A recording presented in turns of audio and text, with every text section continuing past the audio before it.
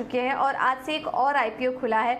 Luxury brand luxury watch maker ethos ने आज अपना आईपीओ लॉन्च किया और इसमें देखिए का रिस्पॉन्स भी हम देख रहे हैं। अभी इस वक्त देखें तो अब तक का जो सब्सक्रिप्शन है वो 17% भरा है ये आईपीओ। चलिए इस पर मैनेजमेंट से भी बात कर लेते हैं और हमारे साथ कंपनी के एमडी मैनेजिंग डायरेक्टर यशोवर्धन साबू भी जुड़ चुके हैं।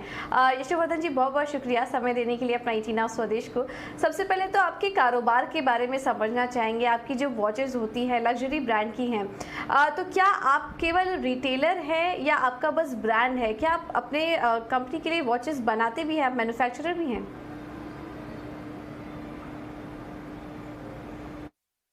जी हाँ, हमारा अपना ब्रांड नहीं है। हमारा अपना ब्रांड इथॉस है, जो हमारे स्टोर्स का नाम है इथॉस और इथॉस समिट। हम प्रीमियम और लग्जरी घड़ियां इंपोर्ट करते हैं। दुनिया के अहम ब्रांड्स की घड़ियां इंपोर्ट करते हैं और हमारी दुकानों से रिटेल करते हैं। हमारा नेटवर्क है 50 दुकानों का 17 शहरों में, इंडिया में, ऑल इंडिया, सारे जोन्स में, ईस्ट वेस्ट नॉर्थ साउथ सब जगह है हमारी दुकानें। और न केवल फिजिकल स्टोर दुकानें, बट हमारा जो इंटरनेट प्लेटफॉर्म है वो बहुत मजबूत है। वेबसाइट है ethoswatches.com, जिस पर पिछले साल 2 करोड़ से अधिक सेशंस हुए। सोशल मीडिया पे चाहे इंस्टाग्राम, चाहे फेसबुक, चाहे ट्विटर, बहुत स्ट्रॉन्ग मजबूत फॉलोइंग है कस्टमर्स की, वॉच लवर्स की, जो घड़ियां खरीदना चाहते हैं। और यही हमारा मॉडल है कि दुनिया की अहम घड़ियां हम इंपोर्ट करके और अपने स्टोर्स, अपने इंटरनेट प्लेटफॉर्म के थ्रू बेचते हैं। जो हमारी ऑफरिंग है भारतवर्ष में सबसे स्ट्रॉन्ग है। सबसे ज्यादा दुकानें 50, पूरे भारतवर्ष में सिर्फ केवल एकमात्र लग्जरी रिटेलर हम हैं जो सारे जोन्स में प्रेजेंट हैं और जिसका इतना स्ट्रॉन्ग इंटरनेट प्लेटफॉर्म है। 50 से ज्यादा ब्रांड्स, 50 ब्रांड्स हम रिटेल करते हैं।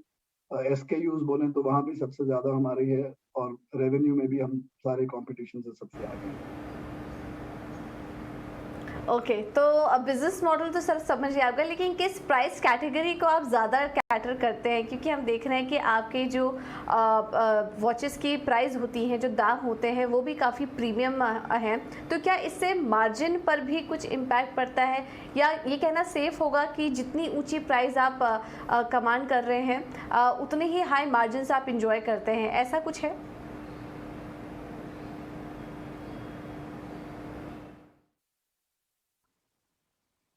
देखिए, घड़ी का पूरा मार्केट जो इंडिया में है उसका अनुमान लगाया है टेक्नोपैक ने कि करीब 13,500 करोड़ का मार्केट है।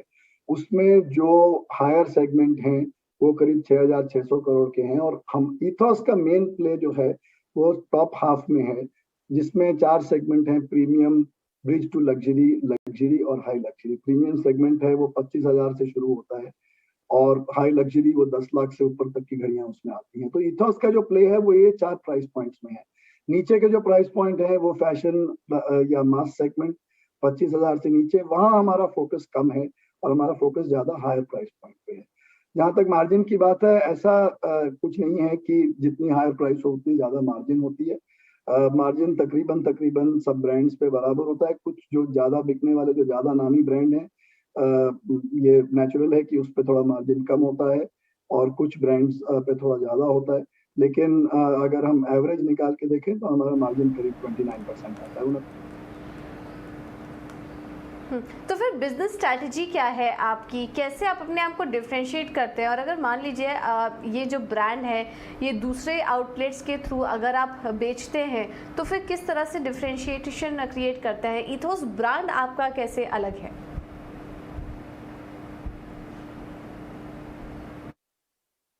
कई रीजंस हैं जो इसका मोट, या आप समझ लीजिए, जिसके कारण हमको लगता है कि हमारी स्ट्रेंथ और ज्यादा बढ़ेगी।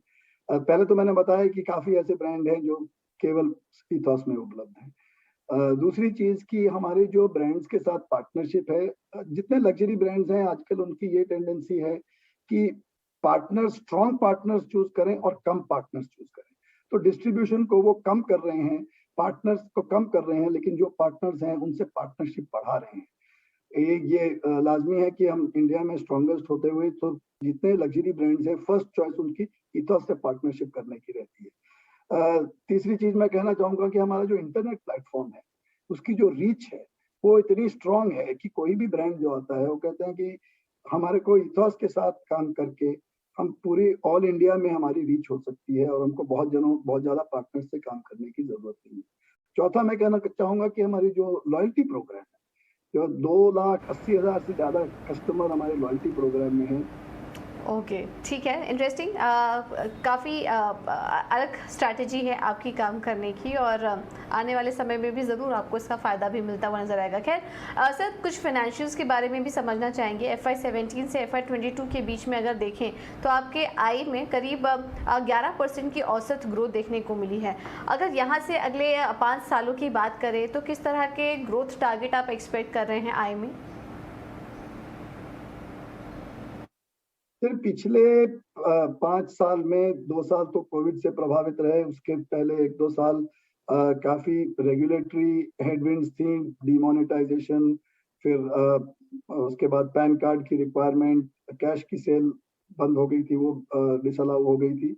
जीएसटी से थोड़ा-सा डिसरप्शन रहा। इन सारे डिसरप्शंस का अब हमको फ़ायदा नज़र आ रहा है क्योंकि स्ट्रक्चरली हमारा जो बिज़नेस है दैट इज मेंट कि आप ट्रांसपेरेंट एथिकल बिजनेस करें और उसका हमको फायदा अब नजर आ रहा है। तो जो हमारी पहली ग्रोथ थी उससे अब कहीं ज्यादा हमारी ग्रोथ होगी। मैं ये भी कहना चाहूंगा कि उस समय वो पिछले 4-5 साल में मार्केट ग्रोथ बहुत स्ट्रांग नहीं रही है, यही रेगुलेटरी हेडविंड्स के कारण या कोविड के कारण। अनुमान लगाते हैं कि 7-8% की ग्रोथ थी मार्केट में, लेकिन अब आगे जाते हुए जैसा मैंने आपको बताया, टेक्नोफैक्ट ने भी सजेस्ट किया है कि 12.5% पे प्रीमियम और लग्जरी सेगमेंट की ग्रोथ होगी। हमने हमेशा हमारी ग्रोथ में मार्केट ग्रोथ को बीट किया है, इसीलिए हमारा मार्केट शेयर जो है वो बढ़ता गया है और मैं समझता हूँ आगे भी हमारा मार्केट शेयर बढ़ेगा। सो जो मार्केट की ग्रोथ है उससे कहीं ज़्यादा हमारी ग्रोथ होगी और पहले से भी ज़्यादा ग्रोथ होगी।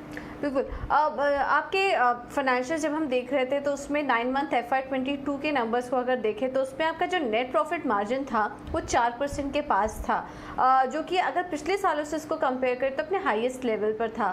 क्या लग रहा है आपको, उस पर आपका आउटलुक जानना चाहेंगे? क्या आने वाले समय में भी आप इसी तरह के मार्जिन देखेंगे और ये जो लेवल्स आए हैं क्या ये आगे भी सस्टेनेबल रहेंगे? जी, सस्टेनेबल भी है और ये काफी इम्प्रूव होएगा क्योंकि ये जो 9 मंथ के आप फिगर देख रहे हैं, इसमें पहला क्वार्टर जो था, अप्रैल, मई, जून और जुलाई भी किसी हद तक 4 महीने, इस पे बहुत ज्यादा प्रभाव था कोविड का। आपको याद होगा कि ये वो डेल्टा वेव के महीने थे जब सारा सारा भारतवर्ष उसमें उसकी चपेट में था और बहुत डिफिकल्ट पीरियड था। तो ये तो नेचुरल है कि उस पर काफी प्रभाव पड़ा था हमारे फिगर्स पे। अगर आप ये 4 महीनों का आंकड़ा या पहले क्वार्टर का आंकड़ा निकाल देते हैं और ये फिगर जो मैं आपको बताने जा रहा हूँ, ये हमारी पेरेंट कंपनी KDDL की वेबसाइट पे ये इन्वेस्टर प्रेजेंटेशन में ये रिवील्ड है, पब्लिक डोमेन में है ये फिगर। तो हमारे एक्चुअली में पिछले 9 मंथ्स में परफॉर्मेंस जो आप बता रहे हैं उससे एक्चुअली काफी बेटर रही है अगर आप ये कोविड पीरियड हटा दें। ओके। यशोवर्धन जी, एक आखिरी सवाल होगा। प्री ओन्ड मार्केट में अगर हम देखें तो वो काफ़ी अनरेगुलेटेड मार्केट है, वहाँ पर किस तरह की बिक्री आप देखते हैं और जो ये सेगमेंट जिसमें पर्टिकुलरली आपका जो सेगमेंट है उसमें आप किस तरह की ग्रोथ देख रहे हैं? सर, जो ये प्री ओन्ड मार्केट है, ये बहुत ही एक्साइटिंग, बहुत ही दिलचस्प मार्केट है घड़ियों में और ये केवल इंडिया में नहीं, ये कुछ सालों से ग्लोबल लेवल पे भी ये बिजनेस जो अनरेगुलेटेड जैसा बता रहे हैं, ये अब फॉर्मलाइज हुआ है क्योंकि लोगों के पास घड़ियां हैं, महंगी घड़ियां हैं, लग्जरी घड़ियां हैं पुरानी, और वो ट्रेड करना चाहते हैं। मेरे पास कोई गिफ्ट में आई हुई घड़ी या पहले की घड़ी पड़ी हुई है, अब मैं पहनता नहीं हूँ, अब मैं उसको ट्रेड करना चाहता हूँ। तो ये हम खरीद के उसको सर्विस करके उसको वेरीफाई करके उसको सर्टिफाई करके और फिर बेचते हैं। और इसमें 2 फायदे होते हैं, एक तो जो बेचने वाला है वो कभी-कभी घड़ी बेच के और अपग्रेड कर लेते हैं, और जो लग्जरी घड़ी खरीदने वाले हैं उनको कभी-कभी ऐसी घड़ी जो अब मार्केट में नहीं है लेकिन वो चाहिए उनको, वो मिल सकती है या एक अच्छे दाम पे लग्जरी वॉच की एंट्री हो जाती है। ऑल राइट सर, बहुत बहुत शुक्रिया आपका समय देने के लिए और अपने बिजनेस के बारे में और आगे की ग्रोथ के बारे में हमारे साथ डिटेल में चर्चा करने के लिए बहुत बहुत धन्यवाद आपका। तो जो ये थे इथोस के मैनेजमेंट कंपनी के बारे में बात करते हुए, और आईपीओ को देखेंगे तो इस पर 17% का सब्सक्रिप्शन यहाँ पर देखने को मिला है। खैर, इस पर नजर हमारी बनी रहेगी।